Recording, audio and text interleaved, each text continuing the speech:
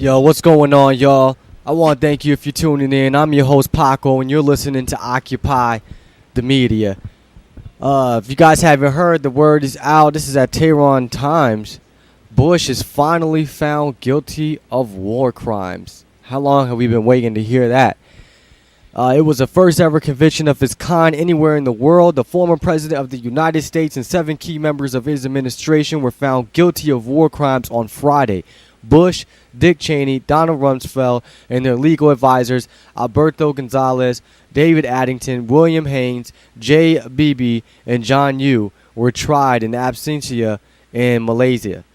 The trial held in Kuala Lumpur heard harrowing witnesses' accounts from victims of torture who suffered at the hands of U.S. soldiers and contractors in Iraq and Afghanistan. At the end of the week-long hearing, the 5-panel tribunal unanimously delivered guilty verdicts against Bush, Cheney, Rumsfeld, and their key legal advisors, who were all convicted as war criminals for torture and cruel, inhumane, and degrading treatment. The Kuala Lumpur War Crimes Commission is also asking that the names of Bush, Cheney, Rumsfeld, Gonzales, Yoo, Bibi, Addington, and Haynes be entered and included in the Commission's Register of War Criminals for public record. The tribunal is the initiative of retired Malaysian Prime Minister Mahathir Mohamad, who staunchly opposed the U.S.-led invasion of Iraq in 2003. He sat through the entire hearing as it took personal statements and testimonies of 3 witnesses, namely Abbas Abid, Mozam Beg, and Jamila Hamidi. The tribunal also heard 2 other statutory declarations by Iraqi citizens, Al-Shalal and Raul Ahmed, another British citizen. After the 5 senior judges delivered the guilty verdicts, Mahathir said, "Powerful countries are getting away with murder."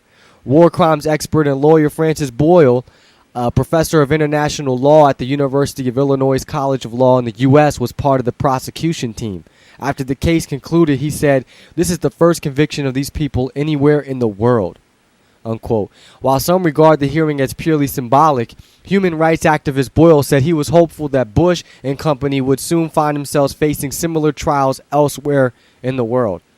"We tried 3 times to get Bush in Canada, but were thwarted by the Canadian government. Then we scared Bush out of going to Switzerland. The Spanish attempt failed because of the government there, and the same happened in Germany." Boyle then referenced the Nuremberg Charter, which was used as a format for the tribunal, which, when asked about the credibility of the initiative in Malaysia, he stated, "Leaders, organizers, instigators, and accomplices participating in the formulation or execution of a common plan or conspiracy to commit war crimes are responsible for all acts performed by any person in execution of such a plan.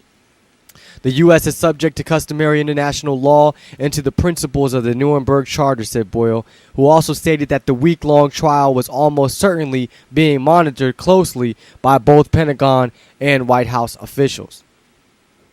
He added that he was optimistic that the tribunal would be followed up elsewhere in the world where countries have a duty to try war criminals, and he cited the case of former Chilean dictator Augustin Pinochet, who was arrested in Britain to be extradited to Spain on charges of war crimes.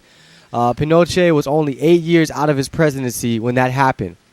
The Pinochet case was the first time that several European judges applied the principle of universal jurisdiction, declaring themselves competent to judge crimes committed by former heads of state despite local amnesty laws.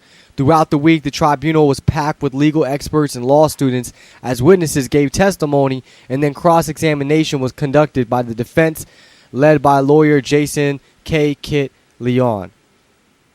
It says here that the court heard how Abbas Abid, a 48-year-old engineer from Fallujah in Iraq, had his fingernails removed by pliers.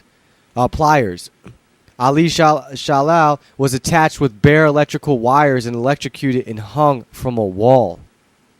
Mosam Beg was beaten, hooded, and put in solitary confinement.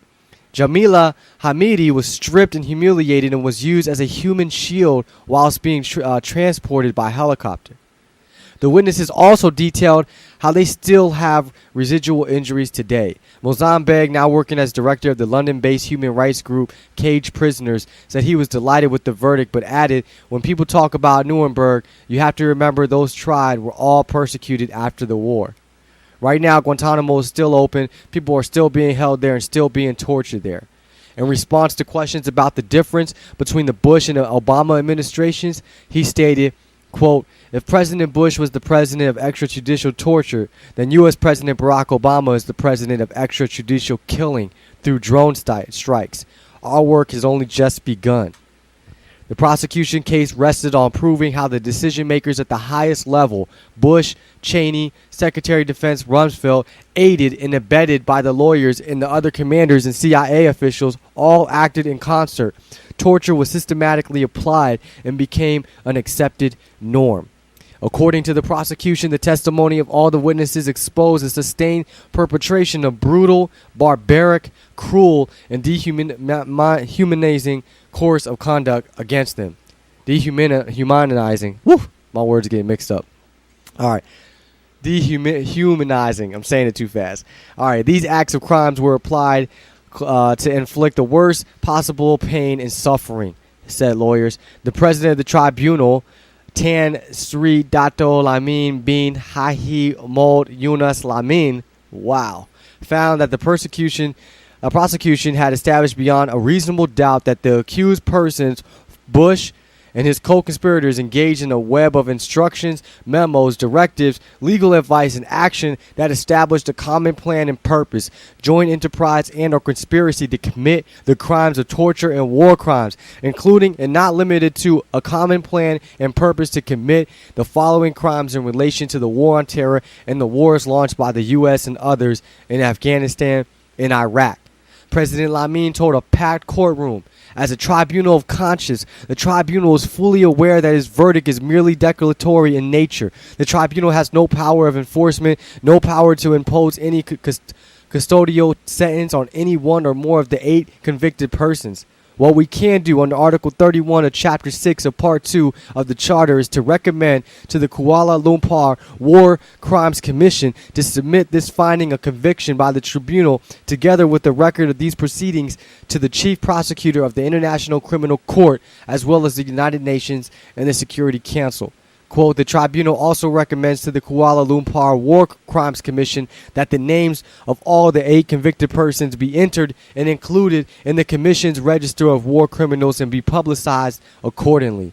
The tribunal recommends to the War Crimes Commission to give the widest international publicity to this conviction and grant of reparations, as these are universal crimes for which there is a responsibility upon nations to institute prosecutions if any of these accused persons may enter their jurisdictions. And you guys can check that out at the TehranTimes.com. And yeah, people need to realize that this could be you or me. You know, these Muslims could be you or me. We could be the ones being tortured. We could be the ones being hung up upside down. And nobody's speaking for us. Nobody knows. Sent off somewhere in a secret prison. Sent off to Guantanamo somewhere because we don't agree with the government. And a lot of us don't care, don't worry about it because it's not us. And we think that, oh, they're terrorists and that's just this how it is. Until the tables are turned and we have foreign troops on our land and they're taking it out on us. So we need to realize. I mean, matter of fact, from Aaron Mathis, he sent me earlier, America welcomes a new brand of smart street lighting systems. Energy efficient, long-lasting, complete with LED screens to show ads. They can also spy on citizens in a way George Orwell would not have imagined in his worst nightmare. With a price tag of $3,000 a piece, according to an ABC report, the streetlights are now being rolled out in Detroit, Chicago, Pittsburgh, and may soon mushroom all across the country. Part of the IntelliStreet system made by the company Illuminating Concepts, they have a number of Homeland Security applications attached. And you guys can read more about that at the libertarianreview.us.